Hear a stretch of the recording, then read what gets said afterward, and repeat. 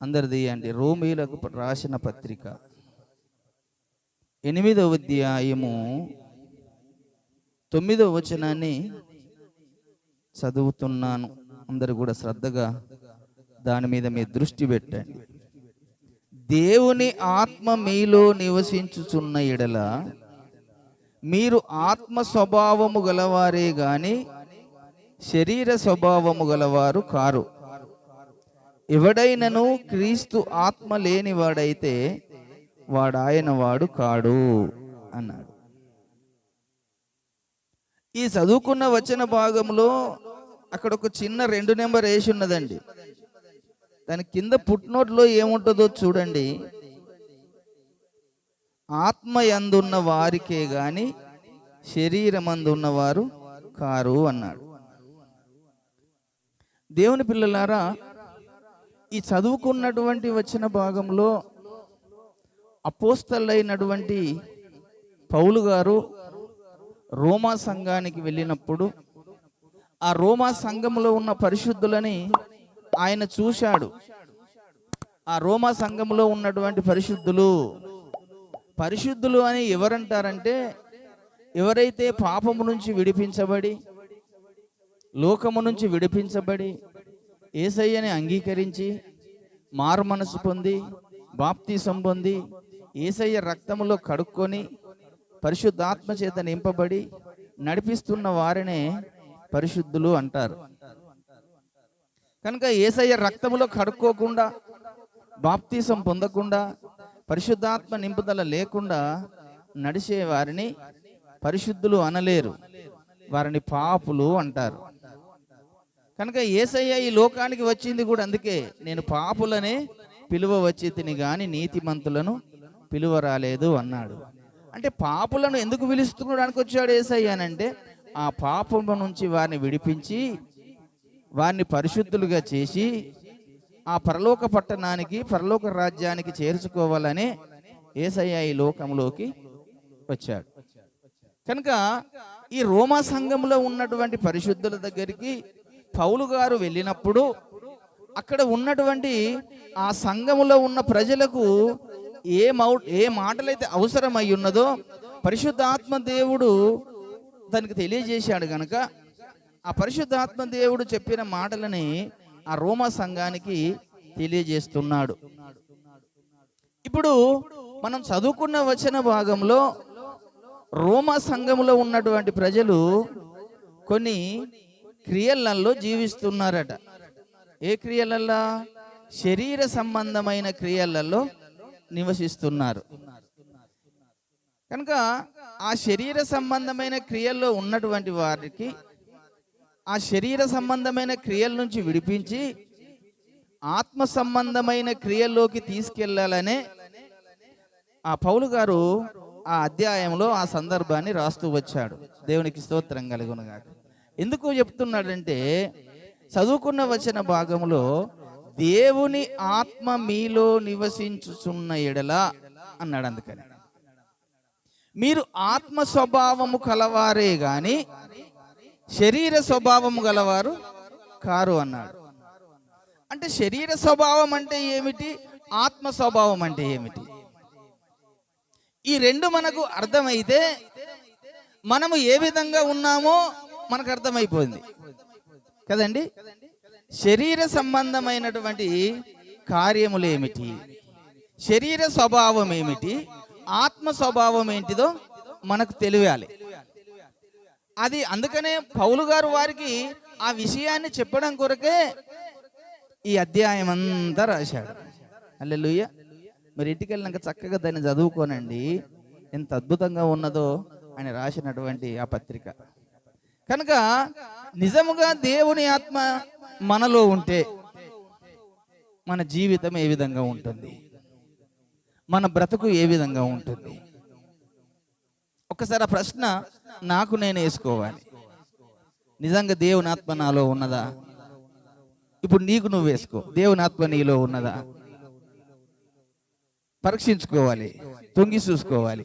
ఒకవేళ దేవుని ఆత్మ నీలో ఉంటే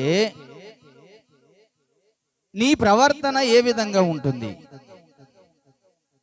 దేవుని ఆత్మ నాలో ఉంటే నా ప్రవర్తన ఏ విధంగా ఉండాలి? దేవుని ఆత్మ మనలో ఉన్నాడంటే ఇది ఎవరున్నట్టు? ఇందులో దేవుడు ఉన్నట్టే కదా. మరి దేవుడు మనలో ఉన్నప్పుడు మన ప్రవర్తన ఏ విధంగా ఉండాలి? మొదటి కొరింథీ పత్రిక చూడండి. ఇప్పుడు కొరింథీలకు రాసిన మొదటి పత్రిక 6వ అధ్యాయము 19వ వచనం.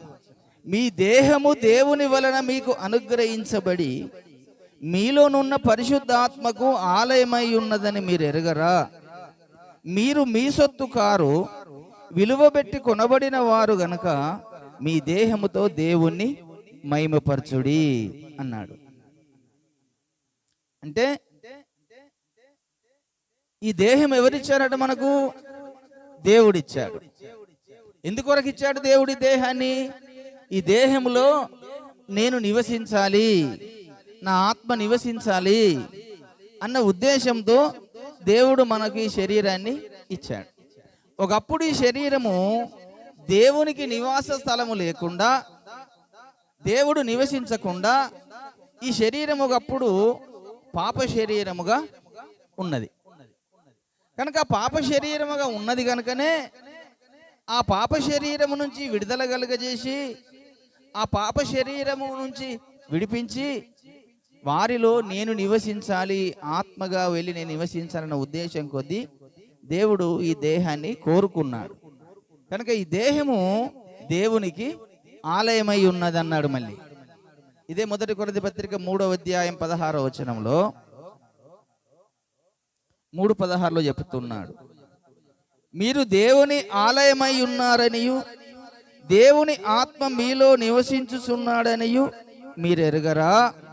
ఎవడైనను దేవుని ఆలయమును పాడు చేసిన ఎడల దేవుడు వానిని పాడు చేయును. దేవుని ఆలయము పరిశుద్ధమై ఉన్నది, మీరు ఆ ఆలయమై ఉన్నారు. దేవునికి స్తోత్రం కలుగును గాక. ఈ దేవుని ఆలయము పరిశుద్ధమైనది, మీరు పరిశుద్ధులై ఉన్నారు అన్నాడు. కనుక ఈ దేహము దేవుని ఆలయమై ఉన్నప్పుడు, దేవుడు నివసిస్తున్నప్పుడు, దేవుని ఆత్మ నీలో ఉన్నప్పుడు నీ ప్రవర్తన జీవితము ఏ విధంగా ఉన్నది? దేవుడికి నివాస స్థలముగా ఉంటున్నదా ఈ దేహము? దేవునికి నివాస స్థలము లేకుండా ఒక దురాత్మకు నివాస స్థలముగా ఉంటుందా? రెండు విషయాలు గుర్తుంచుకోనండి. దేవుని ఆత్మ నీలో ఉంటే నువ్వు దేవుని సంబంధమైన విషయాలలో చక్కగా నడుచుకుంటావు. ఒకవేళ దురాత్మ నీలో ఉంటే నువ్వు చెడ్డ కార్యములోకి ఎక్కువ నీ మనసు పరిగెడుతుంది. సౌలు మనకు మాదిరి కనబడుతున్నాడు. పాత నిబంధనలో తనలో దేవుని ఆత్మ ఉన్నంత వరకు దేవుని పనుల మీద అతడు ముందుగా పరిగెత్తాడు. కానీ దేవుని ఆత్మ పోయిన తర్వాత తనలోకి ఒక దురాత్మ వచ్చేస్తుంది. ఇప్పటికి ఒక దురాత్మ వచ్చేస్తుంది. ఆ దురాత్మ వచ్చినప్పుడల్లా దావీదు గిటార్ వాయించుకుంటే ఆ దురాత్మ కాస్త వెళ్ళిపోయేది. చూడండి ఆ వచనం గురించి మొదటి సమూయేలు గ్రంథంలోకి రండి. మొదటి సమూయేలు గ్రంథము 18వ అధ్యాయము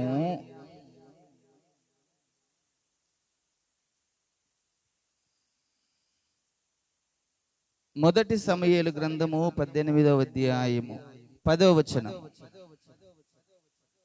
మరునాడు దేవుని యొద్ద నుండి దురాత్మ సౌలు మీదికి బలముగా వచ్చినందున అతడు ఇంటిలో ప్రవశించుచుండగా దావీదు మునుపటిలాగున వీణ చేత పట్టుకొని వాయించెను. చూశారండి, ఒకప్పుడు ఈ సౌలు దేవుని ఆత్మ చేత నడిపించబడ్డాడు, దేవుని ఆత్మ చేత అభిషేకం పొందాడు.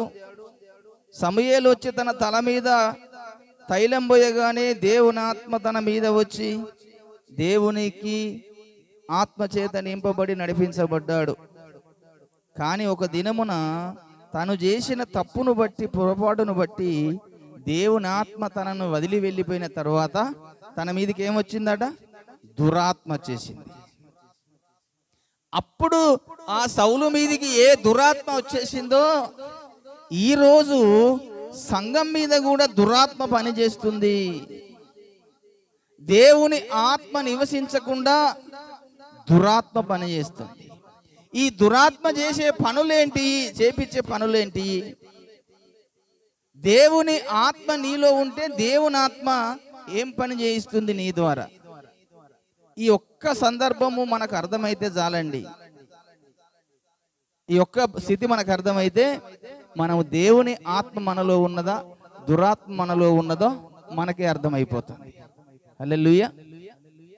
దేవుని పిల్లలారా, దేవుని ఆత్మ దేవుడు నీలో ఉంటే, దేవుని ఆత్మ నీలో ఉంటే మన ప్రవర్తన ఏ విధంగా ఉంటుంది? దేవుడు ఆత్మ నీలో ఉంటే మన దేవుడు అబద్ధం ఆడతాడా? అబద్ధం ఆడతాడా? చెప్పరేమండి, ఆడడు. మన దేవుడు అన్యాయం చేస్తాడా? దేవుడు ఎక్కడన్నా అక్రమం చేస్తాడా? దేవుడు ఎక్కడన్నా మోసం చేస్తాడా? దేవుడు ఎక్కడన్నా బూతులు మాట్లాడతాడా? దేవుడు ఎక్కడన్నా కోపపడతాడా? దేవుడు ఏమన్నా చెడ్డ పనులు చేస్తాడా? ఇది మనం కంపేర్ చేసుకోవాలి. నిజముగా దేవుడు ఆత్మ నీలోకి వచ్చినప్పుడు, దేవుని ఆత్మ నీలో ఉంటే నీలో నుంచి ఆ మంచి గుణ లక్షణాలే బయటకు వస్తాయి. హల్లెలూయా. నీవు అబద్ధం ఆడడానికి దేవుడు ఒప్పుకోడు. నువ్వు చెడ్డ మాట్లాడడానికి దేవుడు ఒప్పుకోడు. నువ్వు బూతులు మాట్లాడడానికి దేవుడు ఒప్పుకోడు. నువ్వు కోపగించుకోవడానికి దేవుడు ఒప్పుకోడు. నువ్వు దొంగతనం చేయడానికి ఒప్పుకోడు. నువ్వు వ్యభిచారం చేయడానికి ఒప్పుకోడు కదండి. అంటే నువ్వు ఏది చెడ్డ పని చేయడానికి దేవుడు ఒప్పుకోడు కనుక దేవుని ఆత్మ నీలో ఉంటే నువ్వు చెడ్డ పనులు చేయగలుగుతావా? ఈ రోజుల్లో చాలా మంది దేవుని పిల్లలమైన మనము మద్యం తాగుతున్నారండి. చాలా మంది అట్లా ఒప్పుకుంటాడు దేవుడు మద్యం తాగడానికి? దేవుని ఆత్మ నీలో ఉన్నట్టేనా? దేవుని ఆత్మ నీలో ఉంటే నువ్వు మద్యం తాగుతావా? మద్యం తాగిచ్చేది ఏ ఆత్మ? దురాత్మ, చెడ్డాత్మ. ఆ చెడ్డాత్మ నీలో ఉన్నది కనుకనే నువ్వు చెడ్డ పనులు చేయగలుగుతావు. దేవుని ఆత్మ మంచి ఆత్మ కనుక దేవుని నీలో ఉంటే నువ్వు మంచి పనులు చేయగలుగుతావు. దేవుని ఆత్మ నీలో ఉంటే నువ్వు అంబారు తినగలుగుతావా? దేవుని ఆత్మ నీలో నువ్వు తంబాకు తినగలుగుతావా? దేవుని నువ్వు పొగాకు తినగలుగుతావా? దేవుని ఆత్మ నీలో ఉంటే నువ్వు అబద్ధం ఆడతావా? అబద్ధానికి దుష్టుడు ఎవడు? అబద్ధం ఆడడానికి ప్రేరేపించేది ఎవడు? సాతానుడు, దురాత్మ. అది కూడా కనుక వాడు ఆది నుంచి అబద్ధీకుడు, అబద్ధమునకు జనకుడు. ఇట్లా మనము పరిశుద్ధ గ్రంథములో పరిశోధించుకోవాలట. నిజముగా దేవుని ఆత్మ నీలో ఉంటే నువ్వు ఆత్మ స్వభావం గలవానివే తప్ప గాని శరీర స్వభావం గలవానివి కాదు అంటాడు. అంటే దేవుని ఆత్మ నీలో ఉంటే ఈ శరీరం మీద నీ మమకారం చచ్చిపోతుంది. ఈ శరీరం మీద నీ మనసు చచ్చిపోతుంది. నీ శరీర కోరికలు చచ్చిపోవాలి. నీ శరీర ఆశలు చచ్చిపోవాలి. అవన్నీ చంపేసినప్పుడే దేవుని ఆత్మ నీలో ఉంటుంది. యవనస్తులు ఈరోజు దేవుని పిల్లలు దేవుని బాప్తిసం పొందారు, దేవుని ఆలయంగా కట్టబడుతున్నారు అనుకుంటున్నారు. కానీ వారు చెడునే ఎక్కువగా చూసి వారు చెడిపోతున్నారు. వారు దేవుని ఆత్మ ఉంటే నువ్వు చెడు చూస్తావా? కదండి. దేవుని ఆత్మ నీలో ఉంటే నువ్వు చెడు చేయగలుగుతావా? కనుక దేవుని ఆత్మ నీలో నివసించుతున్న యెడల అన్నాడు. అందుకనే పౌలు గారు ఆ కొరింథీ సంఘానికి, నీవు ఆత్మ స్వభావం గలవారివే గాని శరీర స్వభావం గలవారు కాదు. కనుక ఈ శరీర స్వభావం గురించి మాట్లాడుతూ మొదటి కొరింథీ పత్రిక అదే 6వ అధ్యాయం 9వ వచనం చూడండి ఒకసారి. శరీర కార్యముల గురించి, శరీర స్వభావం ఏ విధంగా ఉంటుందో కొన్ని విషయాలు మనం ఈరోజు నేర్చుకుందాము. కొరింథీలకు రాసిన మొదటి పత్రిక 6వ అధ్యాయము 9వ వచనం. ఇక్కడ ఒక లిస్ట్ చెబుతున్నాడు మళ్ళీ ఆయనే. 8 నుంచి చదువుతున్నాను. అయితే మీరే అన్యాయము చేయుచున్నారు, అపహరించుచున్నారు, మీ సహోదరులకే ఇలాగు చేయుచున్నారు. అన్యాయస్తులు దేవుని రాజ్యమునకు వారసులు కానేరని మీకు తెలియదా?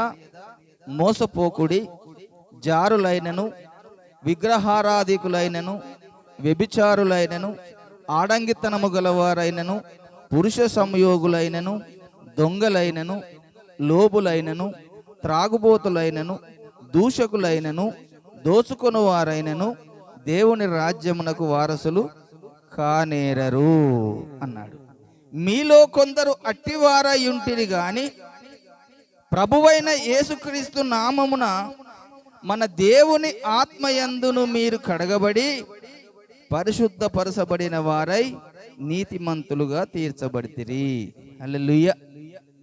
ఇప్పుడు చెప్పండి, అన్యాయం చేయగలుగుతావా నువ్వు దేవుని ఆత్మ ఉంటే? ఒకరికి అన్యాయం చేయగలుగుతావా? ఒకరికి మోసం చేయగలుగుతావా? దేవుడు అన్యాయం చేస్తాడా? దేవుడు మోసం చేస్తాడా? దేవుడు ఇక్కడ ఏం చెప్తున్నాడు? ఇంకా జారత్వం చేయమని చెప్తాడా? వ్యభిచారం చేయమని చెప్తాడా? తాగుమని చెప్తాడా? ఇక్కడ ఒక లిస్టు పెట్టిండు. ఇలాంటి స్వభావం కలిగిన వారు దేవుని రాజ్యానికి వారసులు కానేరరు అన్నాడు. ఇప్పుడు దేవుని ఆత్మ నీలో ఉంటే నువ్వు ఇలాంటివి చేయగలుగుతావా? ఒప్పుకుంటాడా పరిశుద్ధాత్మ దేవుడు నిన్ను అలా చేయమని నీకు ప్రేరేపణ కలిగిస్తాడా? ఇలా నిన్ను పరిశుద్ధాత్మ దేవుడు అసలు అటు ఒప్పుకోడు. పరిశుద్ధాత్మ దేవుడు ఒప్పుకునేది ఏంటిదంటే ఆయన ఉంటే, ఇంకొక సందర్భం చెప్తాను. ఇక్కడ ఈ స్వభావం కలిగిన వారు దేవుని రాజ్యం. ఇప్పుడు మనుషుడు ఏం కోరుకుంటున్నాడు? ఈ లోకాన్ని విడిచిన తర్వాత నేను దేవుని రాజ్యంకు వెళ్ళాలని ఆశపడుతున్నాడు. నీకు దేవుని రాజ్యం కోరుకోవు, నువ్వు వెళ్ళాలి అని అంటే ఇలాంటి చెయ్యొద్దు అన్నాడు. అలాంటి చేస్తే నువ్వు దేవుని రాజ్యానికి వారసుడవు కానేరవు అన్నాడు. కానీ మళ్ళీ మనకు కూడా అదొక ఇండికేషన్ ఇచ్చాడు. మీరు దేవుని ఆత్మ చేత కడగబడితే పరిశుద్ధపరచబడతారు. అంటే ఇలాంటి క్రియలు మీలో ఒకప్పుడు చేసినప్పటికీ దేవుని ఆత్మ మీలో ఉంటే మాత్రం మీరు కడగబడతారు, మళ్ళీ వాటి నుంచి విడుదల పొందుతారు, మీరు శుద్ధులుగా చేయబడతారు అని అక్కడ ఒక సందర్భాన్ని మనకు గుర్తు చేశాడు. అంటే దేవుని ఆత్మ నిన్ను కడుగుతుంది, దేవుని ఆత్మ నిన్ను శుద్ధి చేస్తుంది. అలాంటి స్వభావము ఒకప్పుడు మనకు ఉన్నదనుకోండి. రక్షణ పొందక ముందు మనం అందరం పాపులమేనండి, రకరకాల పాపాలు చేశాం. ఇప్పుడు నేను కూడా రకరకాల పాపాలు పొరపాటు చేశాను. ఇప్పుడు రక్షించబడ్డా, నేను చచ్చిపోయాను కదా బాప్తిసం పొందిన నాడే. ఇంకా నేను చచ్చిపోయిన తర్వాత నేను అలాంటివి చేస్తే మరి ఇక నాకు ఈ భక్తి జీవితం ఎందుకు? ఆ దేవుని రాజ్యాన్ని పోగొట్టుకుంటే ఇవన్నీ చేసుడు ఎందుకు కదండి? నేను చేసేది నాకు ఇప్పుడు కావాల్సింది ఏంటిది? దేవుని రాజ్యం కావాలి. దేవుని రాజ్యం కావాలన్నప్పుడు ఏం చేయాలి? ఈ లోకంలో అంతా చచ్చిపోవాలి. ఇలాంటి స్వభావం మనలో ఉన్నట్టయితే ఇంకా మనలో దేవుని ఆత్మ లేదు. దేవుని ఆత్మ ఉన్నవారు ఇలాంటి క్రియలు చెయ్యరు. ఇంకో సందర్భం గుర్తు చేసుకుందాం. ఎఫెసీ పత్రికలో కూడా రండి. ఎఫెసీ పత్రిక 5వ అధ్యాయము 3వ వచనం చదువుతున్నాను. మీలో జారత్వమే గాని, ఏ విధమైన అపవిత్రతయే గాని, లోభత్వమే గాని వీటి పేరైనను ఎత్తకూడదు. ఇదే పరిశుద్ధులకు తగినది. కృతజ్ఞతా వచనమే మీరు ఉచ్చరింపవలెను గాని, మీరు బూతులైనను, పోకిరి మాటలైనను, సరసోక్తులైనను ఉచ్చరింపకూడదు. ఇవి మీకు తగవు. వ్యభిచారి అయినను, అపవిత్రుడైనను, విగ్రహారాధికుడైనను, లోబి అయినను క్రీస్తు యొక్కయు దేవుని యొక్కయు రాజ్యమునకు హక్కుదారుడు కాడను సంగతి మీకు నిశ్చయముగా తెలియజేయును. వ్యర్థమైన మాటల వలన ఎవడును మిమ్మును మోసపరచనీయకుడి.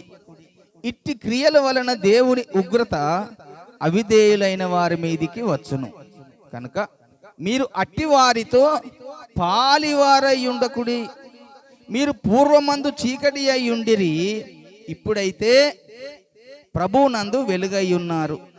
వెలుగు ఫలము సమస్త విధములైన మంచితనము, నీతి, సత్యమును వాటితో కనబడుచున్నది గనుక ప్రభువుకి ఏది ప్రీతికరమైనదో దాన్ని పరీక్షించుచు వెలుగు సంబంధుల వలె నడుచుకొనుడి అని చెప్పుకుంటూ, నిష్ఫలమైన అంధకార క్రియలలో పాలివారయ్యుండక వాటిని ఖండించుడి అన్నాడు. ఇక్కడ ఒక లిస్టు చెబుతున్నాడు. మళ్ళీ ఎఫెసీ సంఘంలోకి వెళ్ళి ఎఫెసీ సంఘంలో ఉన్న పరిశుద్ధులకు ఇదే పౌలు గారు మళ్ళీ అక్కడ విషయాన్ని చెప్తున్నాడు. ఏమని చెప్పాడు? అయ్యా,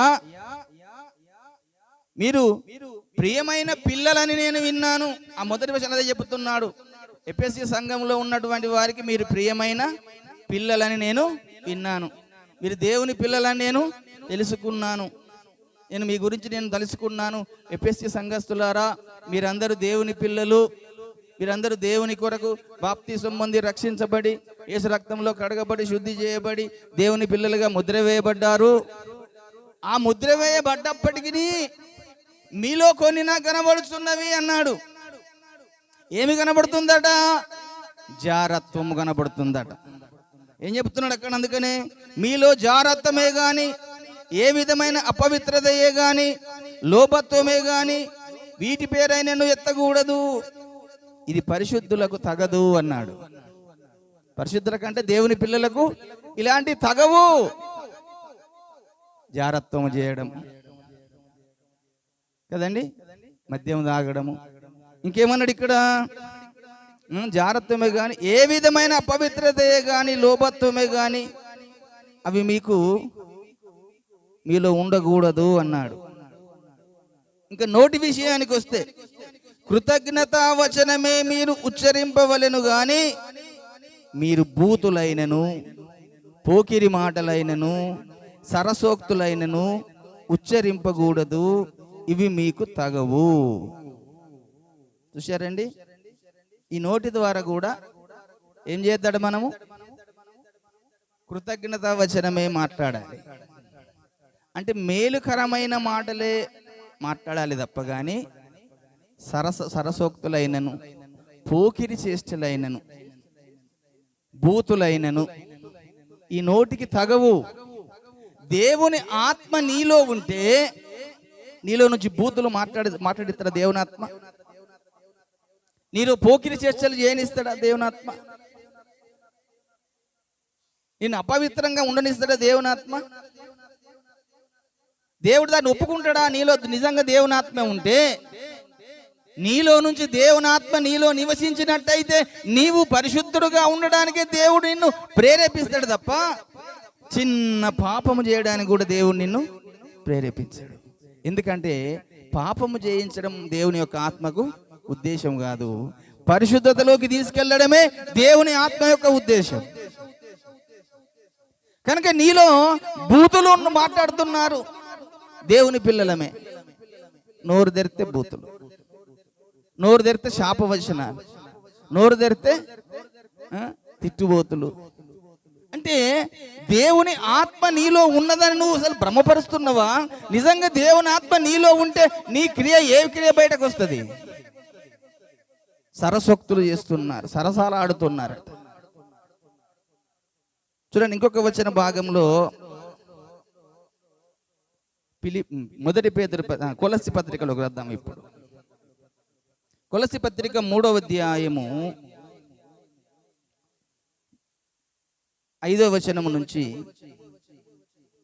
8వ వచనం 9వ చదువుతున్నాను.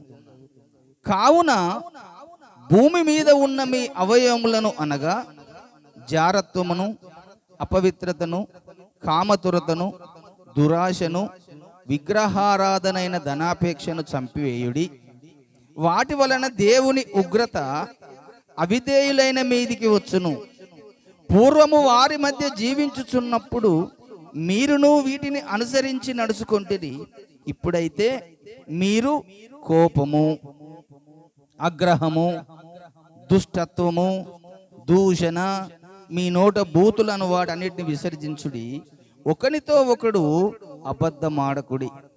ఎలయనగా ప్రాచీన స్వభావమును దాని క్రియలతో కూడా మీరు పరిత్యాజించి జ్ఞానము కలుగు నిమిత్తము దానిని సృజించిన వాని పోలిక చొప్పున నూతన పరచబడుచున్న నవీన స్వభావమును ధరించుకొని ఉన్నారు.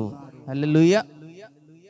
ఇక్కడ చూడండి, మళ్ళీ కొలసి సంఘానికి వెళ్ళినప్పుడు అక్కడ పరిశుద్ధులను చూసి కొన్ని విషయాలు చెబుతున్నాడు పరిశుద్ధాత్మ దేవుడు. వారికి కొన్ని విషయాలు చెబుతున్నాడు. అక్కడ ఉన్న పరిశుద్ధులే, అక్కడ ఉన్న యేసే రక్తం కిందికి వచ్చిన వారే, యేసే రక్తంలో కడుక్కున్న వారే, సంఘముగా కూడుకున్నటువంటి వారే. అయినను వారిలో ఏమున్నాయట? జారత్వాలు జరుగుతున్నాయట, అపవిత్రమైనటువంటి కార్యాలు జరుగుతున్నాయట, కామ తురత చేస్తున్నారట, దురాశ కలిగి ఉన్నారట, ధనాపేక్ష కలిగి ఉన్నారట కదండి. దురాపేక్ష కలిగి, ధనాపేక్ష కలిగి ఇవన్నీ ఉన్నాయి కనుకనే ఇవన్నిటిని చంపివేయుడి అన్నాడు. నీకు అపవిత్రత అనేది నీకు ఉండద్దు, జారత్వం అనేది నీలో ఉండద్దు, కామతురత అనేది నీకు ఉండద్దు, దురాశ అనేది నీలో ఉండద్దు, విగ్రహారాధన అనే ధనాపేక్ష నీలో ఉండద్దు. ఇవన్నిటిని చంపివేయుడి, వీటి వలన దేవుని ఉగ్రత అవిధేయులైన వారి మీదకి వస్తుంది. దేవుని ఉగ్రత నువ్వు సంపాదించుకోవద్దు, వాటి వలన దేవుని కోపము నీ మీదకి వస్తుంది. ఇంకేమని చెప్పాడు? కోపము అన్నాడు. ఇక్కడ ఏం చెప్పాడు? మళ్ళీ ఇప్పుడైతే 8వ వచనం, ఇప్పుడైతే మీరు కోపమును, ఆగ్రహము, దుష్టత్వము, దూషణ, మీ నోట బూతులను వీటన్నిటిని విసర్జించుడి, ఒకనితో ఒకడు అబద్ధమాడకుడి అన్నాడు. దేవుని పిల్లలకు ఎప్పుడైనా సాతానుడు చేయించే పని ఏంటిదంటే, ఈ వచన భాగములన్నిటిని చేయించగలుగుతాడు. కోపం అనేది మనిషికి సహజంగా తీసుకొచ్చి పెడతాడు. మొట్టమొదటిసారి కోపము కయ్యూనులోకి కోపం వచ్చేసిందట.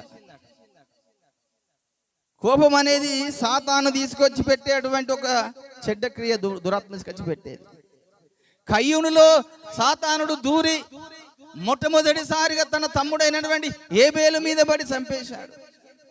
అందుకనే దేవుడు అన్నాడు, నీకు కోపమేలా అన్నాడు.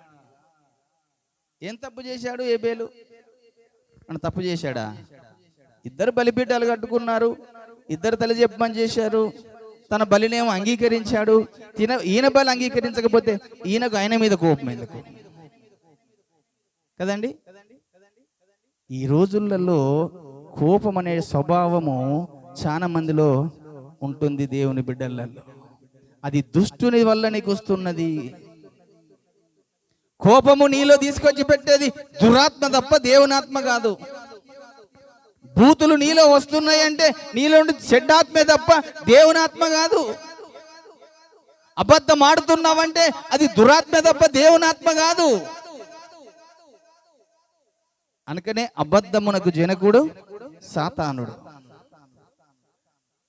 నీలో అబద్ధమాడే స్వభావం పెట్టుకొని, నీలో కోపం అనే స్వభావం పెట్టుకొని, నీలో విగ్రహారాధన స్వభావం పెట్టుకొని, చెడ్డ స్వభావాలన్నీ పెట్టుకొని, దేవుని ఆత్మ నాలో ఉన్నది, నేను దేవుని బిడ్డనని చెప్పుకుంటే దేవుడు ఒప్పుకోవాలా వద్దా? నీకు నువ్వు అనుకుంటుడు కాదు, దేవుడు ఒప్పుకోవాలి నిన్ను చూసి. కనుక నవీన స్వభావం నీలోనికి రావాలి, కొత్త స్వభావం రావాలి, పాత స్వభావం చచ్చిపోవాలి, దురాత్మ సంబంధమైన స్వభావం చచ్చిపోయి దేవుని సంబంధమైన స్వభావం నీలోకి వస్తే అప్పుడు పరిశుద్ధాత్మ దేవుడు నీలోకి వస్తాడు, పరిశుద్ధాత్మ దేవుడు నీలో నివసిస్తాడు. ఇది దేవునికి వ్యతిరేకంగా చేసేటువంటి ఈ స్వభావాలన్నీ కూడా అపవాది స్వభావాలు, దుష్టుని స్వభావాలు. కొంతమంది, చాలా మంది దేవుని పిల్లలే నోటి నిండా పెట్టుకుంటారు, అంబారు పెట్టుకుంటారు, తంబాకు పెట్టుకుంటారు కదండి. దేవుడు చెప్పిండు నీకు తినమని, అంటే నువ్వు ఎందుకోసం తింటున్నావు దాన్ని? నీకేదో సంతోషం అనుకుంటున్నావు. ఎందుకోసం కళ్ళు తాగుతున్నావు? దేవుడు చెప్పిండు తాగమని, నేను చెప్పలేదు, అయినా ఎందుకు తాగుతున్నావు?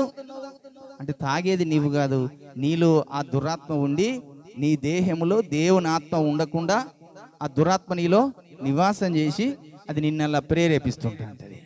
అంటే దేవుని ఆత్మ నీలో ఉండకుండా నిన్నొక చెడ్డ వాటి వైపు తీసుకెళ్తుంది ఆ దురాత్మ. ఈరోజు చాలా మంది స్త్రీలు కూడా తింటున్నారు. కొంచెమంది అన్న బుద్ధి ఉండాలి స్త్రీలకు, తినేటోళ్లకు. ఏమా దేవుని పిల్లలమని చెప్పుకుంటూ నీకు ఎట్లా నీ మనసు ఒప్పుతుంది? అది ఎట్లా తినడానికి నీ మనసు ఒప్పుకుంటా అని చెప్పొకసారి. దయ్యమునకు చోటిస్తున్నావు. ఈ దేహము దేవుని ఆత్మ నివసించకుండా దయ్యపు ఆత్మను నీలో తెచ్చిపెట్టుకుంటున్నావు. దురాత్మ నీలో ఉంటేనే ఈ చెడ్డ కార్యములన్నీ చేయగలుగుతావు. దేవుని ఆత్మ నీలో ఉంటే అలాంటి చెడ్డ కార్యాలు చేయలేవు. పేతురు రాసిన మొదటి పత్రిక కూడా చూడండి, 4వ అధ్యాయము 2-3 వచనాలను చదువుతున్నాను. శరీర విషయములో శ్రమపడిన వారు శరీరమందు జీవించు మిగిలిన కాలము ఇక మీదట మనుజాశలను అనుసరించి నడుచుకొనక దేవుని ఇష్టానుసారముగానే నడుచుకున్నట్లు పాపముతో జోలి ఇక ఏమీయూ లేక ఉండును. మనము పోకిరి చేష్టలు, దురాశలు, మద్యపానము, అల్లరితో కూడిన ఆటపాటలు, త్రాగుబోతుల విందులు చేయదగినవి, విగ్రహ పూజలు మొదలైన వాటి యందు నడుచుకొనుచు అన్యజనులకు ఇష్టము నెరవేర్చుచుండుటకు గతించిన కాలమే చాలును. అపరిమితమైన ఆ దుర్వ్యాపారమునందు తనతో కూడా మీరు పరుగెత్తకపోయినందుకు వారు ఆశ్చర్యపడుచు మిమ్మును దూషించుచున్నారు. సజీవులకును మృతులకును తీర్పు తీర్చుటకు సిద్ధముగా ఉన్నవానికి వారు ఉత్తరవాదులై ఉన్నారు. చూశారండి, ఇక్కడ కూడా ఈ పేతురు గారు కూడా ఒక లిస్టు చెబుతున్నాడు. పరిశుద్ధులకు పాపులకు ఉండవలసిన విధానం, దేవుని ఆత్మ కలిగిన వారికి దేవుని ఆత్మ లేని వారికి ఉండవలసిన విధానం గురించి మాట్లాడుతున్నాడు. దేవుని ఆత్మ నీలో ఉన్నట్టయితే, ఇక్కడ గమనించండి, మీరు పోకిరి చేష్టలు చేస్తాం, ఎవరన్నా పోకిరి చేష్టలు చేస్తున్నారు. తర్వాత దురాశలు. మనిషికి ఎప్పుడు ఒక దురాశ ఉంటుందండి. ఈ దురాశ అనేది మొట్టమొదటిసారిగా సాతానులో ఉన్నటువంటి ఈ దురాశ. దురాశ అనగా చెడ్డ ఆశ. ఈ చెడ్డ ఆశ, దురాశ ఎట్లుంటదంటే, పరలోకంలో సాతానుడు ఉన్నప్పుడు ఆ పరలోకంలో ఈ సాతానులో దురాశ కలిగింది ఏంటిదంటే, దేవుడే ఎందుకు ఎప్పటికీ ఆ సింహాసనం మీద కూర్చోవాలి, నేను కూర్చోకూడదా అని తన మనసులో ఒక చెడ్డ ఆశ కలిగింది.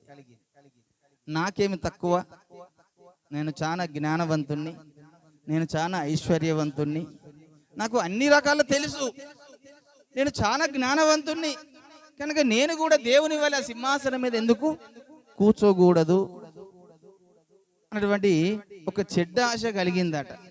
అలాగనే అదే ఆశ ఈ రోజు మనుషుల్లో కూడా కలుగుతున్నది. వారికి అట్లా ఉన్నది, నాకేమో లేకపోయా, వారు అట్లా బతుకుతారు, నేనేమో నాకు ఇట్లుండే అని ఒకరి మీద ఒకరికి ఈర్ష్య స్వభావము. కనుక దురాశ అనేది మొదట నీకు నీ హృదయంలో ఆరంభమైతే ఆ దురాశ రాను రాను రాను రాను పాపముగా మారుతుందట. పాపముగా మారుతుంది. ఆ పాపము కాస్త నిన్ను మరణంలోనికి తీసుకెళ్తుంది. ఆ పాపం కాస్త ఎక్కడికి మళ్ళా మరణంలోనికి తీసుకెళ్తుంది. సాతానుడు మెల్లగా నీలో నుంచి తీసుకొచ్చి పెట్టేటువంటి విషయం ఏంటిదంటే దురాశ. కనుకనే యాకోబు ఆ పత్రిక రాస్తూ చూడండి, యాకోబు పత్రిక 1వ అధ్యాయము, యాకోబు పత్రిక 1వ అధ్యాయము 15వ వచనం. దురాశ గర్భము ధరించి పాపమును కనగా పాపము పరిపక్వమై మరణమును కన్ను అన్నాడు. అంటే సాతానుడు తీసుకొచ్చి పెట్టేటువంటి మొట్టదొక్క చెడ్డ ఆశ దురాశ. ఆ దురాశ నీలోకి వచ్చేసిందంటే ఆ దురాశ, ఆ ఆశ ఉండి ఉండి ఉండి కొంతకాలానికి పాపముగా మారుతుంది. ఆ పాపంలోకి వెళ్ళిన తర్వాత నేను మరణంలోనికి తీసుకెళ్తుంది. కనుక సాతానుడు తీసుకొచ్చి పెట్టే ఆశలో ఒక ఆశ ఏంటంటే దురాశ. కనుక ఈ దురాశ అనేది మీకు ఉండద్దు అంటున్నాడు. అందుకు మద్యపానము అన్నాడు. చాలా మంది ఈరోజు దేవుని బిడ్డలు మద్యపానము చేసి మద్యపానము తాగి తన జీవితాలు పాడు చేసుకుంటున్నారు. దేవుని ఆత్మ తనలో నివసించకుండా చేసుకుంటున్నారు. చాలా మంది దేవుని పిల్లలమని చెప్పుకుంటున్నారు, మద్యపానం చాలా తాగుతున్నారు. ఈరోజు సేవకులు కూడా తాగుతున్నారు చాలా మంది. కనుక దేవునికి అది ఇష్టం లేదు. దేవుని ఆత్మకు మద్యపానము నీవు తాగితే దేవుని ఆత్మ నీలో లేకుండా వెళ్ళిపోతుంది. అది పరిశుద్ధ ఆత్మ, దేవునికి ఇష్టం ఉండదు. అప్పుడు నీలో దురాత్మ వచ్చి కూసుంటుంది. ఇంకా మూడో విషయం చెబుతాడు ఇక్కడ, అల్లరితో కూడిన ఆటపాటలు. ఇందులో చాలా మంది పడేస్తున్నాడు దుష్టుడు. అల్లరితో కూడిన ఆటపాటలు అంటే ఇప్పుడు ఏంటి అనుకుంటున్నాం మనము? అంటే రకరకాల అల్లరితో కూడిన ఆటపాటలు ఉన్నాయి సమాజంలో, లోకంలో. కానీ అల్లరితో కూడిన ఆటపాటలు అంటే ఎక్కువగా మనం సినిమాలు చూడడము, సీరియల్ చూడడము, టీవీలు చూడడము, సెల్లు చూడడము, వీటి చూసి నీ మనసును చెరిపేస్తున్నాడు, నీ హృదయాన్ని చెరిపేస్తున్నాడు. ఒక చెడ్డ దృశ్యంలో నీ కంటికి కనబడిస్తున్నాడు. ఆ చెడ్డ దృశ్యాన్ని నీ హృదయంలో చేర్చుకుంటున్నావు. నేను అలాగ చేయాలి అనిపిస్తుంది. అలాగ ఎప్పుడైతే నువ్వు చూసినప్పుడు చేయాలని అనిపిస్తుందో అప్పుడే సాతానుకు నువ్వు దొరికిపోతావు. అక్కడ నిన్ను పట్టుకుంటాడు. ఇంకా బిడ్డ నీకు చేయాలని మనసు వచ్చింది కదా, ఇక చెయ్యి అని ప్రేరేపణ కలిగిస్తుంటాడు. ఆడు చేసేదాకా నిన్ను విడిచిపెట్టాడు. ఆ చేసిన తర్వాత అప్పుడు నువ్వు పాపంలో పడిపోతావు. పాపం నుంచి మరణంలోకి వెళ్ళిపోతావు. నేను తీసుకెళ్తాడు అక్కడికి.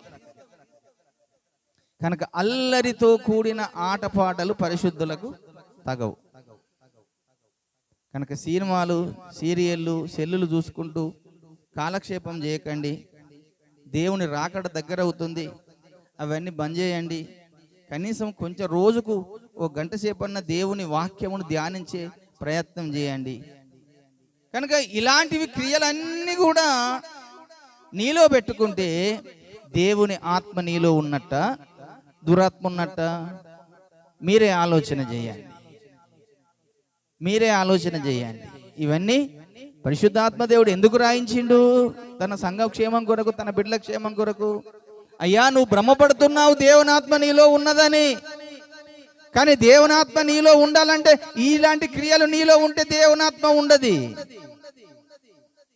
దేవునాత్మ నీలో ఉన్నది అంటే నీ ప్రవర్తన దేవునికి అనుక్షణము భయపడుతూ ఉంటావు. నువ్వు దేవునికి స్తోత్రం కలుగును. దేవుని మాటకు భయపడుతూ ఉన్నావు.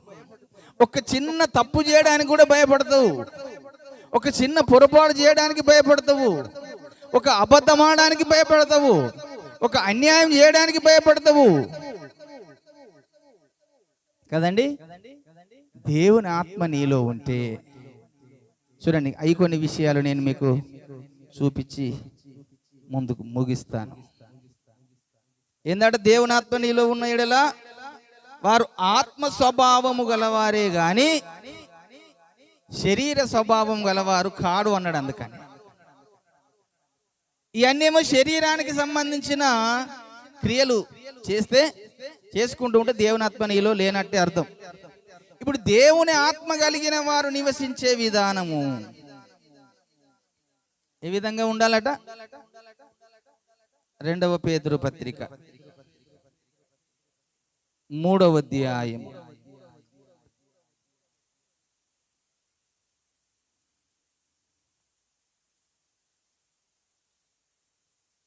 3వ అధ్యాయము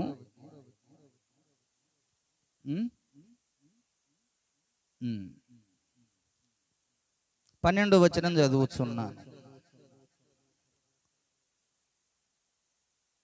ఇవన్నీ ఇట్లు లయమైపోవునవి గనుక ఆకాశములు రగులుకొని లయమైపోవునట్టియు పంచభూతములు మహావేంద్రముతో కరిగిపోవునట్టియు దేవుని దినపు రాకడ కొరకు కనిపెట్టుచు దానిని ఆశతో ఆపేక్షించుచు మీరు పరిశుద్ధమైన ప్రవర్తనతోనూ అన్నాడు. దేవుని ఆత్మ నీలో ఉంటే నీ ప్రవర్తన ఏ విధంగా ఉంటుంది? పరిశుద్ధముగా ఉంటుంది. పరిశుద్ధంగా అంటే నీ మాటల్లో పరిశుద్ధత, నీ క్రియల్లో పరిశుద్ధత, నీ నడవడికలో పరిశుద్ధత, నీ ఆత్మలో పరిశుద్ధత, ఈ శరీరములో పరిశుద్ధత, ప్రాణములో పరిశుద్ధత. ఇన్ని రకాల పరిశుద్ధత కలిగి నువ్వు నడిపింపజేస్తుంది పరిశుద్ధాత్మ దేవుడు. దేవుని ఆత్మ నీలో ఉంటే ఇక్కడ దేవుని యొక్క మందిరంలో వచ్చేటప్పుడు నువ్వు ఖచ్చితంగా సమయానికి నిన్ను తీసుకెళ్తుంది పరిశుద్ధాత్మ దేవుడు. దేవుని సన్నిధికి క్రమం తప్పకుండా తీసుకెళ్తుంది పరిశుద్ధాత్మ దేవుడు. దేవుని సన్నిధిలో ఒక్కసారి నేను దేవుని రక్త శరీరానికి దూరం అయితే వారి హృదయం అంతా నొచ్చుకుంపజేస్తుంది. అయ్యో, ఈ వారం నేను నా దేవునికి దూరం అయిపోయానే, దేవుని సన్నిధికి దూరం అయిపోయానే అని మనసులో ఒక కలత చెప్పందిస్తుంది, ఒక వేదన కలిగిస్తుంది, ఒక దుఃఖము కలిగిస్తుంది పరిశుద్ధాత్మ దేవుడు. మొదటిగా నిన్ను పరిశుద్ధతలోకి తీసుకెళ్తుంది, పరిశుద్ధ ప్రవర్తనలోకి తీసుకెళ్తుంది, భక్తి నేర్పిస్తుంటదట. భక్తి భక్తి భక్తి భక్తి భక్తికి నిర్వచనం చాలా ఉందండి. మనం ఏదో అట్లా చిన్న కూడా భక్తి అంటే, భక్తి అంటే అనుక్షణము దేవునికి అంటుకట్టబడి ఉండేదే భక్తి. దేవునికి స్తోత్రం కలుగును గాక. భక్తి అనగానే అనుక్షణము నువ్వు దేవునికి అంటుకట్టబడి ఉండడమే భక్తి. ఇక దేవుణ్ణి ఎప్పుడైతే నువ్వు విడిచిపెడతావో భక్తి కాదు. కనుక ఆ వచన భాగం చక్కగా చెప్పాడంటే భక్తితోనూ అన్నాడు కదండి. భక్తితోనూ పరిశుద్ధమైన ప్రవర్తనతోనూ భక్తితోనూ ఎంతో జాగ్రత్త గలవలై వలెను.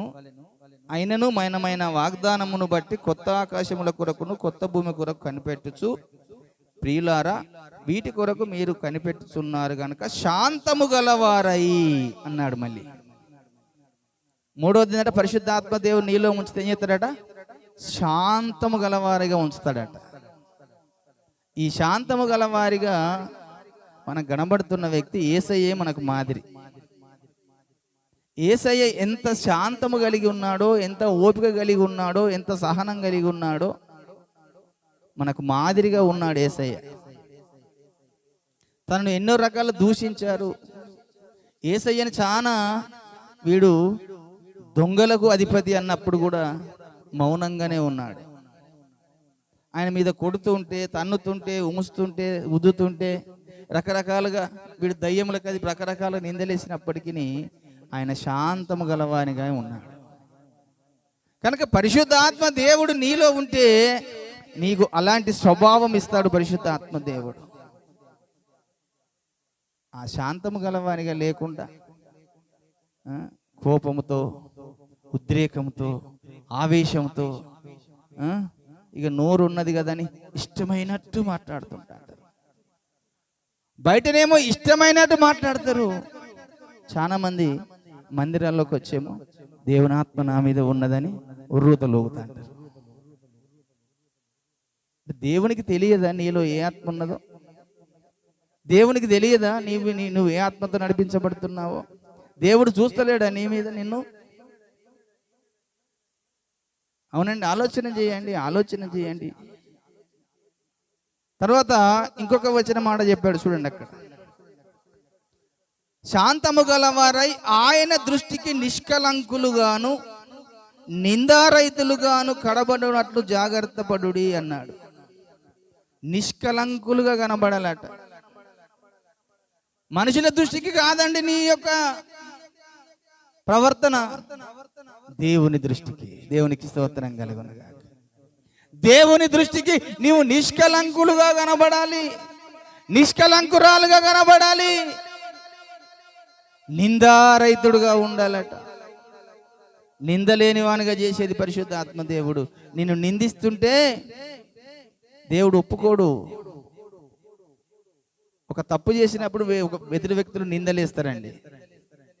మనం ఏదైనా పొరపాటు చేసినప్పుడు నిందలేస్తారు. కానీ ఒక్కొక్క సందర్భంలో ఏ తప్పు చేయకున్నా నిందలు వస్తుంటాయి మనుషుల మీదకి. దుష్టుడు మన మీద నిందలేయాలని ఎప్పటికీ చూపిస్తుంటా అంటాడు. ఒక వ్యక్తి తప్పు చేయకున్నా ఆ వ్యక్తిని నిందించే ప్రయత్నం దుష్టుడు చేస్తుంటా అంటాడు. కనుక మనుషుల దృష్టికి కాదు మనము భక్తి చేసేది, మన దేవుని దృష్టికి. దేవునికి స్తోత్రం కలుగునుగా. దేవుని దృష్టిలో నీవు నిందారహితులుగా చేసేదే పరిశుద్ధాత్మ దేవుడు నీలో ఉంటే. కనుక దేవుడు అబ్రహాముతో మాట్లాడుతున్నప్పుడు అబ్రహాముతో చెబుతున్న మాట, అబ్రహామా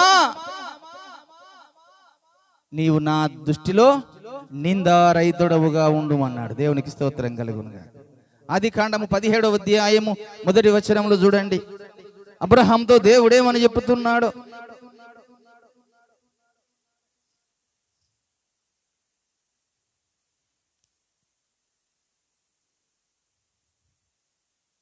అబ్రహాము 99 ఏళ్ల వాడైనప్పుడు యెహోవా అతనికి ప్రత్యక్షమై, నేను సర్వశక్తి గల దేవుడను, నా సన్నిధిలో నడుచుచు నిందారహితుడవై ఉండుము అన్నాడు. దేవునికి స్తోత్రం కలుగునుగా.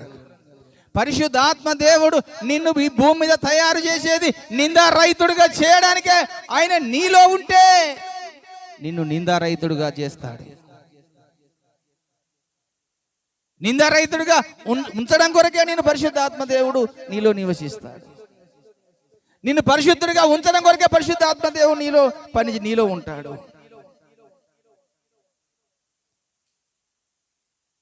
పరిశుద్ధాత్మ దేవుడు ఇంకా నీలో ఉంటే ఇంకా కొన్ని కార్యాలు గలతీ పత్రికలో చూద్దాం. గలతీ పత్రిక 5వ అధ్యాయంలో కనబడుతుంది. గలతీ పత్రికలకు రండి. 5వ అధ్యాయంలో పరిశుద్ధాత్మ దేవుడు నీలో, ఆ దేవుని ఆత్మ నీలో ఉంటే ఇక్కడ కొన్ని విషయాలు చెబుతున్నాడు చూడండి. అయితే 5:22 అయితే ఆత్మ ఫలమేమనగా ప్రేమ, సంతోషము, సమాధానము, దీర్ఘశాంతము, దయాళత్వము, మంచితనము, విశ్వాసము, సాత్వికము, ఆశా నిగ్రహము, ఇట్టి వాటికి విరోధమైన నియమమేదియు లేదు. క్రీస్తు యేసు సంబంధులు శరీరములను దాని ఇచ్చలతోనూ దురాశలతోనూ సిలువ వేసి ఉన్నారు. దేవునికి స్తోత్రం కలుగునుగా. మనము ఆత్మను అనుసరించి జీవించుచున్న వారమైతిమా, ఆత్మను అనుసరించి క్రమముగా నడుచుకొందుము. ఒకరికొకరము వివాదమునకు రేపకయు, ఒకరి యందొకరము అసూయ పడకయు, వృధాగా అతిశయపడకయుందుము. హల్లెలూయా. చూశారండి, కొంతమంది అసూయలు రేపుతా అంటారు. కొంతమందికి అసూయ స్వభావం ఉంటుంది. అసూయ అంటే అర్థం ఏంటిది? అరే వాళ్ళకి అది ఉండే నాకు లేకపోయా. నీకు లేకపోతే నువ్వు సంపాదించుకో. ఒకళ్ళ మీద ఏడుసుడు ఎందుకు కదా? వారికి మంచి చీర ఉండే నాకు లేకపోయా, వారికి మంచి వస్త్రం ఉండే నాకు అంటే ఒకరిని చూసి తనలో తాను ఒక అసూయ స్వభావం పెంచుకుంటా అంటారు. ఈ అసూయ స్వభావం అనేది దుష్టుని నుంచి వచ్చేది మళ్ళీ అది కూడా. అందుకని ఆ మాట చెబుతున్నాడు అక్కడ చూడండి, మనము ఆత్మను అనుసరించి జీవించు వారమైతిమా, ఆత్మను అనుసరించి క్రమముగా నడుచుకుందుము, ఒకరినొకరము వివాదమునకు రేపకయు అన్నాడు. మళ్ళీ అంటే వివాదములు రేపేది కూడా దుష్టుడే. రేపకయు, ఒకరి అందొకరము అసూయ పడకయు, వృధాగా అతిశయపడకయు ఉందుము అన్నాడు. అంటే వివాదము రేపకుండా ఉంచేది దేవుని ఆత్మనే, అసూయ పడకుండా ఉంచేది దేవుని ఆత్మనే, అంటే దేవుని ఆత్మ మనలో ఉంటే కొన్ని ఇలాంటి చెడ్డ క్రియలు చేయకుండా అవి దేవుని ఆత్మ మనల్ని గద్దిస్తుంటది. కనుకనే దేవుని ఆత్మ నీలో ఉన్నట్టయితే, ఇక్కడ లిస్టులో చెబుతున్న మాటల ప్రకారము ఏం చెప్పాడు? మొదటిగా ప్రేమ నీలో ఉంటుంది. ఎదుటి వారిని నువ్వు ఎప్పుడు ప్రేమించే వారిగా ఉంటావు కానీ ద్వేషించే వారిగా ఉండవు. ఆ ప్రేమే నీలో లేకపోతే, దేవుని ఆత్మ నీలో, అంటే దేవుడు ప్రేమ స్వరూపి అయి ఉన్నాడట. అంటే దేవుని యొక్క స్వభావం అనేది ప్రేమ గనక ఆ ప్రేమ నీలో ఉంచుతాడు పరిశుద్ధ ఆత్మ దేవుడు కదండి. ఇంకొక వచనం కింద చెబుతున్నాడు, ప్రేమతో పాటు సంతోషము నీలో ఉంటుంది దేవుని ఆత్మ ఉంటే. దుష్టుడేమో నీలో సంతోషము లేకుండా చేస్తాడు, దేవుని ఆత్మ నీలో సంతోషం ఉండే విధంగా చేస్తుంది. ప్రేమ, సంతోషము, సమాధానము, ఈ లిస్ట్ ఉన్నదంతా. దీర్ఘశాంతము, మంచితనము, సాత్వికము, విశ్వాసము, ఇవన్నీ లక్షణాలు నీలో ఉంటాయి. ఈ లక్షణాలే నీలో లేకపోతే నీలో దేవుని ఆత్మ ఉన్నట్ట, దురాత్మ ఉన్నట్ట. నువ్వే కంపేర్ చేసుకో. ఒకరికొకరని చెప్పుకో. నీ నా హృదయంలోకి నేను తొంగి చూసుకుంటున్నా, అయ్యా నాలో ఏదైనా అది ఉన్నదా? ఒకవేళ నాలో ఉంటే అది తీసేయి ప్రభువా. ఎందుకంటే అది దుష్టునికి సంబంధించింది, నాలో ఏది ఉండద్దయ్యా. ఈ దేహము నీకు ఆలయముగా ఉండాలి. ఈ దేహము నువ్వు కోరుకుంటున్నావు. ఈ దేవుడు నీ పరిశుద్ధ ఆత్మకు ఆలయమై ఉండాలి. కనుక చాలాగా సంఘాలలో ఈ విధంగా దేవుని ఆత్మ ఉన్నదనే మనము భ్రమపడుతున్నామేమో. దేవుని ఆత్మ నీలో ఉంటే నిన్ను చూస్తే అచ్చము దేవుని చూసినట్టుగా దేవుని పోలిక నీవు కనబడాలి. దేవునికి స్తోత్రం కలుగును గాక. దేవుని పోలికలో నువ్వు కనబడాలి. దేవుని స్వరూపము నువ్వు కనబడాలి. అప్పుడే నువ్వు నిజమైన భక్తి చేస్తున్నట్టు. అప్పుడే నువ్వు దేవుని స్వరూపంలోకి మార్చబడుతున్నావంటేనే భక్తి చేయిస్తున్నట్టు. పేరుకు మాత్రం నేను క్రైస్తవుణ్ణి, నేను భక్తి చేస్తున్నాను, నేను వారం వారం మందిరానికి వెళ్తున్నాను, దేవుని ప్రార్థన చేస్తున్నాను, వాక్యం చదువుతున్నాను, కానుకలు ఇస్తున్నాను అని నువ్వు ఎన్ని అనుకున్నా, నీలో ఈ స్వభావము నీలో ఇంకా ఉంటే, దేవుని ఆత్మ నీలో లేకుండా దురాత్మ ఉంటుంది. ఒకవేళ ఆ చెడ్డ క్రియలన్నీ నీలో నుంచి బయటకు వెళ్ళిపోతే, దేవుని ఆత్మ నీలో ఉంటే ప్రేమ, సంతోషము, సమాధానము, దీర్ఘశాంతము, ఆశ నిగ్రహం, మంచితనము, సాత్వికము, విశ్వాసము అనేటువంటి సుగుణాలతో నేను దేవుడు ఆత్మ నింపుతుంది. అప్పుడు నువ్వు నిందారహితుడుగా ఉంటావు, పరిశుద్ధుడుగా ఉంటావు, ఏ కలంకం లేకుండా ఉంటావు. దేవుని ఆత్మ నిన్ను కడుగుతుందని. అందుకనే అదే మాట చెప్పాడు కదా కొరింథీ పత్రిక 6వ అధ్యాయం 11వ వచనంలో, దేవుని ఆత్మయందు మీరు కడగబడి పరిశుద్ధులైతిరి అన్నాడు. ఎక్కడ కడగబడాలట?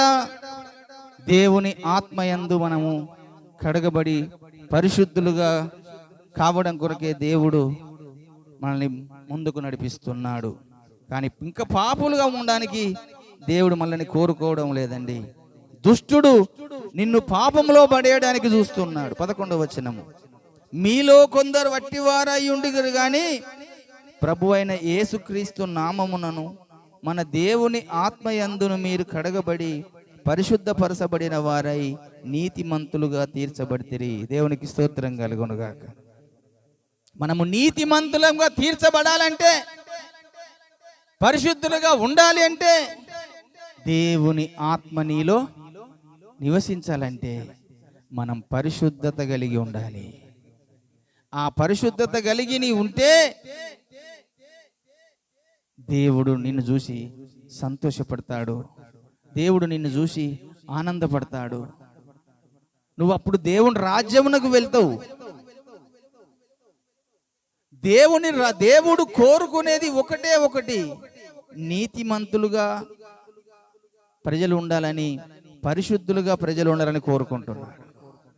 నీలో నిరంతరము నీతిమంతుడవుగా తీర్చబడాలి, పరిశుద్ధుడవుగా తీర్చబడాలి. ఈ రెండు లక్షణాలు ఏ విశ్వాసిలోనైతే ఉంటాయో ఆ విశ్వాసి మాత్రమే దేవుని రాజ్యమునకు హక్కుదారుడు, వారసుడు. గాని ఏ కొంచెము నీలో పాపం ఉంటే, ఏ కొంచెము నీలో మలినం ఉంటే, ఏ కొంచెము నీలో దేవునికి విరోధమైన స్వభావము నీలో ఉంటే నువ్వు దేవుని రాజ్యమును పోగొట్టుకుంటావు. జాగ్రత్త. దేవుని సంగమా, దేవుని బిడ్డలారా, దేవుడు మనల్ని పిలుచుకున్నది పరిశుద్ధులుగా ఉండడం కొరకే పిలుచుకున్నాడు, కానీ పాపులుగా ఉండడం, ఇంకా పాపం చేయాలని పిలుచుకోలేదు. దేవునిలోకి వచ్చిన తర్వాత కూడా నువ్వు పాపం చేస్తే నీ కర్మ నువ్వే అనుభవిస్తావు, ఇంకెవరు దానికి బాధ్యులు కాదు. దేవుని రాజ్యం నీకు నువ్వే పోగొట్టుకుంటావు, దానికి ఎవరు బాధ్యులు కాదు. ఏదో ఒక రోజు ఈ లోకంలో అందరం కన్ను మూసేవారమే, కానీ ఇక్కడ కన్ను మూసిన మరుక్షణము దేవుని రాజ్యంలో ఉండడం కొరకే మనం భక్తి చేస్తున్నాం. నువ్వు దేవుని రాజ్యమునకు వారసుడవు కావాలంటే దేవుని ఆత్మ నీలో ఉండాలి. ఆ ఆత్మ నీలో ఉండాలి. ఉన్నవారు మాత్రమే దేవుని కుమారులట. హల్లెలూయా. చూడండి, ఆ వచన భాగంలో చూసి ముగించుకుందాం. రోమపత్రిక 8వ అధ్యాయంలో ఆ కింది వచనంలో చెప్తాడు. మనము 9వ వచనం చదువుకున్నాము, ఆ 10వ వచనంలో చెప్తాడు. చూడండి, కాగా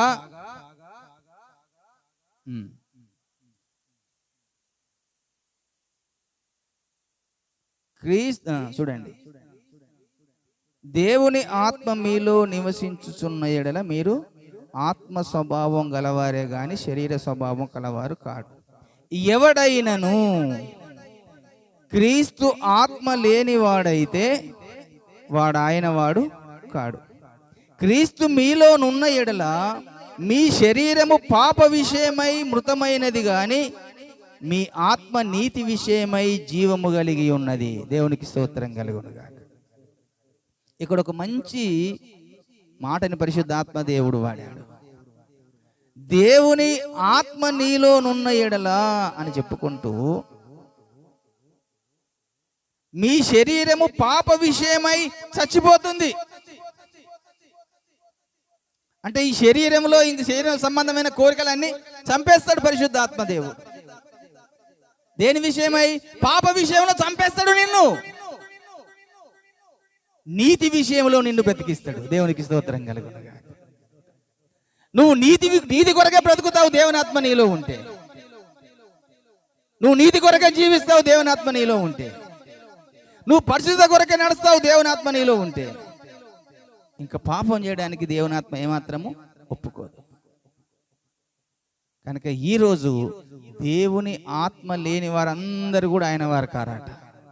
నువ్వెంత బాప్తీసం పొంది రక్షించబడి ఎన్ని రకాల కానుకలు ఇచ్చినా, ఎంత ప్రార్థన చేసినా, ఎంత వాక్యం చదివినా దేవుని ఆత్మ నీలో లేకపోతే నువ్వు ఆయన వాడవు కాడు అన్నాడు. అంతే, ఒకటే మాట చెప్పేశాడు పరిశుద్ధాత్మ దేవుడు. కనుక దేవుని ఆత్మ చేత నువ్వు నింపబడి, దేవుని ఆత్మ చేత నడిపించబడి, పాప విషయంలో చచ్చిపోయి పరిశుద్ధత కలిగి జీవించడమే భక్తికున్న ముఖ్యమైనటువంటి ఉద్దేశం. చాలా మంది చిన్న చిన్నవి అనుకుంటే రకరకాలుగా తింటుంటారు. కొంతమంది పాన్లు తింటా అంటారు, కొంతమంది కర్రలు తింటుంటారు. అది దేనికి సదృశ్యమో తెలుసా? దురాత్మ నిన్ను ప్రేరేపిస్తుంది. అది మంచిదే కదా అని మనకే సాకులు నేర్చుకుని దేవుడు తినమన్నాడు ఏమన్నా. కొంతమంది పేస్ట్తోని పనులు తోముకుంటారు, కొంతమంది నశాలతోని పనులు తోముకుంటారట. మొన్న ఎవరో చెప్పంగా అయిన నశంతో పనులు తోముకుంటారట. తోముకుంటారు అమ్మా ఎవరన్నా? అవునిగా. నశం దేనితో తయారవుతుంది? పొవ్వాకుతో తయారవుతుంది. ఆ పొవ్వాకుని కత్తి, పొవ్వాకు దేనికి సదృశ్యం? చెడుకు సాదృశ్యం. ఆ చెడ్డ తీసుకొచ్చి నేను నోటిపెట్టి నువ్వు తోముతున్నవే, ఈ దేహం పరిశుద్ధంగా ఉంటుందా? పాపంలో పడిపోతుందా? అంటే మనకు తెలియకుండానే సాతానుడు సులువుగా చిక్కుల పెట్టు పాపం లాంటివి అవి. మీకు అర్థం కాని పరిస్థితి ఇది మంచిదే కదా అనుకుంటా ఉన్నావు. అంటే ఏది చెడో ఏది మంచో నీకు తెలియకుండా అంగత అజ్ఞానంలో ఉన్నవా? అంటే దేవుని పిల్లారా, దేవుడు కోరుకునేది ఒకటి. దేవుని ఆత్మ మనలో ఉంటే ఈ దేవుడు ఇందులో చెప్పిన మాటకు వ్యతిరేకంగా జరగనీయడు, చేయనీయడు. దేవునికి స్తోత్రం కలుగునుగాక. దేవుని ఆత్మ నీలో ఉంటే దేవుడు చెప్పినట్టుగా నడిపింపజేస్తాడు, వాక్య ప్రకారం జీవింపజేస్తాడు. కానీ నిన్ను చెడులోకి ఎప్పుడు పోనీయడు పరిశుద్ధాత్మ దేవుడు. దాని కొరకు మనం జాగ్రత్త పడి, నేను దేవుని ఆత్మ నాలో ఉన్నది అంటే నీవు దేవునికి ఇష్టమైన బిడ్డవైతేనే నీలో తన ఆత్మను ఉంచుతాడు. దేవునికి స్తోత్రం కలుగునుగాక. ఆ ఆత్మ నీలో ఉన్నది అంటే నువ్వు దేవుని కుమారుడవు, దేవుని కుమార్తెవు. అదే లేకపోతే నువ్వెంత భక్తి చేసినా, ఎన్ని కానుకలు ఇచ్చినా, ఎంత ప్రాణ వాక్యం చదివినా నువ్వు దేవునికి సంబంధించిన వ్యక్తివి కానే కాదు. గుర్తుంచుకోండి.